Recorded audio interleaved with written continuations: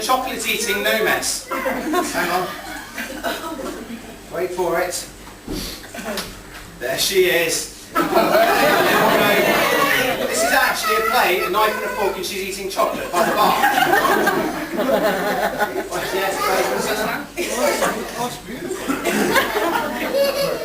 Okay. There we go.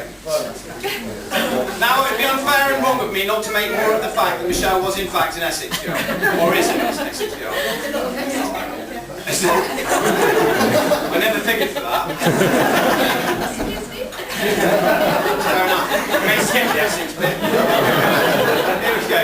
When I asked Brendan if he'd known Michelle was an Essex girl when they first met, he said, "No, I only started to suspect when I found Tipp-Ex on the computer screen at home."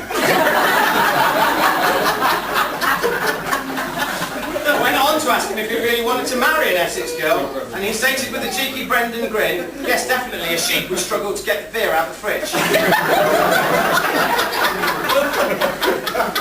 Anyway, in a bid to save Michelle from ever-ending Essex girl jokes, and what could only be some sort of punishment, the family moved to Cornwall, and the children were sent to Holsworthy School.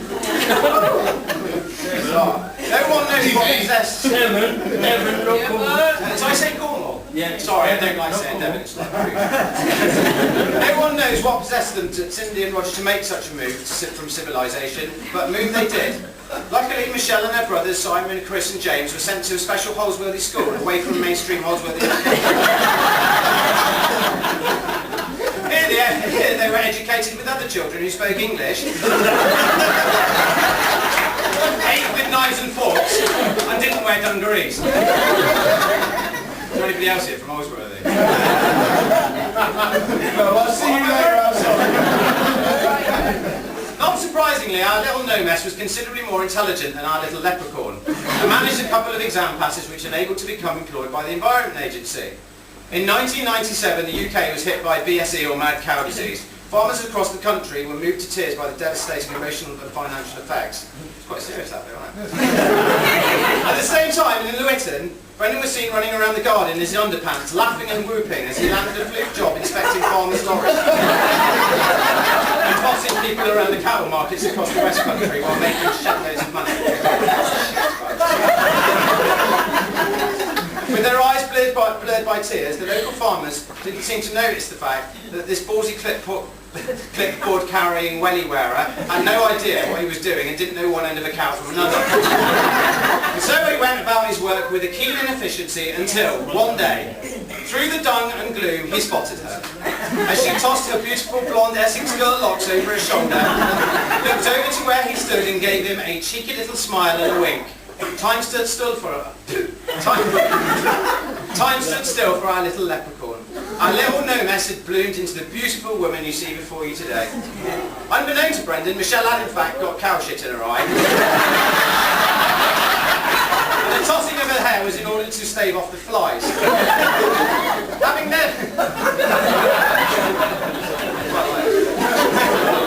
never had a real girl look at him, the ones on the internet didn't really count. Brendan took up the challenge. Due to Michelle's lack of contact with boys outside of Holsworthy, she found him both witty and charming, which just goes to prove that mad cow disease can in fact be caught by humans. Their love from that moment was pure and simple, and Michelle provided all the pure.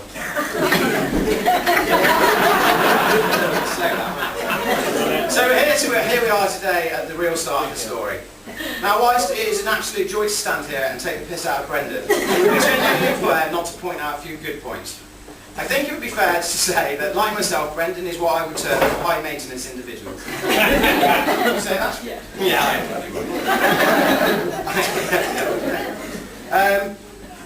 I can also say that he's probably one of the most loyal, caring friends a man could wish for, as many of us here will testify. About 10 years ago, I personally went through an incredibly difficult time, as some of you know here, and all I would say is this: Bren is definitely one of the most loyal people I've ever been around. During that period, he held my hand through absolute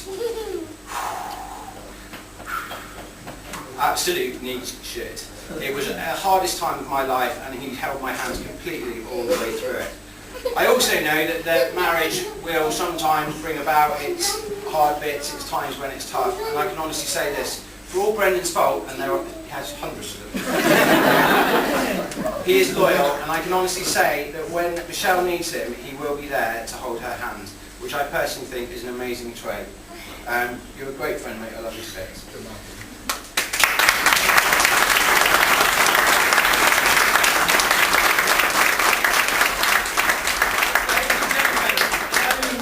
To ask you one last time just to stand, to raise your glasses and to give a toast to Bren and Michelle.